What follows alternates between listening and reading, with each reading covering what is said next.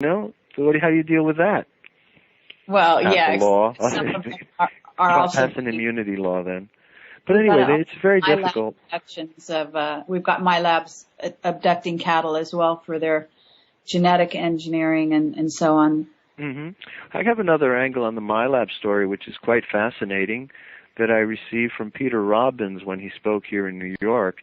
And it deals with kind of an insight that Larry Warren may have had, and perhaps others, that the MyLab operation conducted by, let's call them Men in Black so we don't name a service, Men in Black. The MyLabs are actually operations conducted by the military when they find out that a person's been abducted. That they'll go and abduct the person a second time and stage a fake ET abduction, during which they debrief the person for the contents of their real abduction and then drug them and put on this play to superimpose the false abduction over the real abduction so they don't remember the real abduction and will remember the false abduction. You got that? Yes. That's a pretty good mind control method for not just silencing somebody, really confusing them. I think it's Melinda Leslie. She specializes in the MyLab abductions, and I think that is one of the theories. Absolutely. And Niara Isley also. She went through a terrible thing. She's written up her reports for UFO Digest, and I just have to say I admire the courage of all of these heroes who have come forth, both men and women who have come forth to tell the truth against a wall of lies, deceptions, threats, and I really do admire Aaron McCullum. I was completely enthralled by your interview with Aaron McCullum.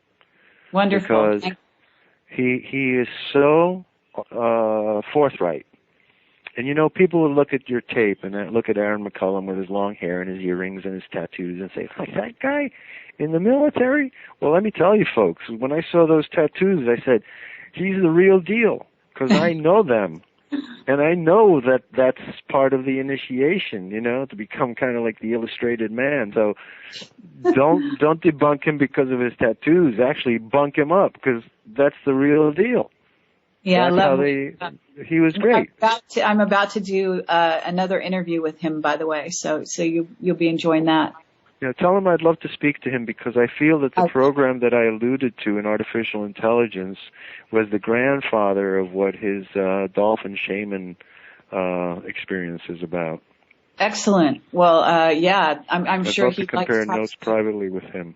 Okay, I'll forward your email on to him and get him in touch with you. It looks like we have 2 minutes left.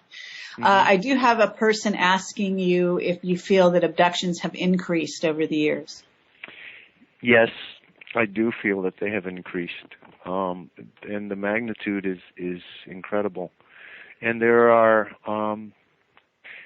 signs that the abduction amnesia is falling away from people more and more rapidly, and that people are awakening to the fact, that they have been abducted, and another topic which I've just started to broach with Kevin Smith on his show, which is the subject of aliens amongst us, and hybrids in particular, and that many of us may, in fact, have been engineered over many years. No doubt about it. Part human and part extraterrestrial, and perhaps we really are not native to this planet. Well, and the other thing is that there are ETs walking the halls of the Pentagon, as Bob Dean would say. Well, I can tell you that some of my friends have been briefed by those guys.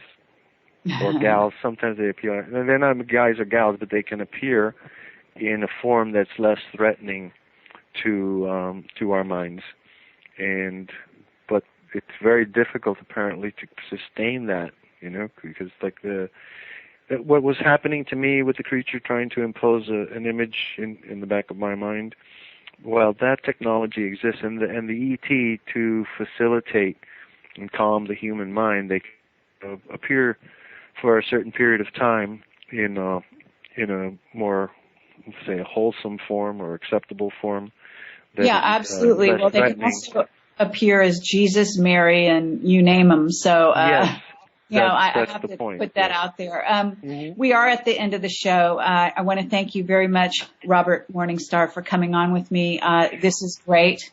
Thank you, it's Terry. A fabulous guest. And I had some reservations because I gave up going down to Washington to be at the press conference for the Paradigm and Project X, the X conference. It's a very big conference. Oh, my God. Okay. And I wrote this ambassador, I would love to be there with you, but I have a commitment to be with Carrie on her show.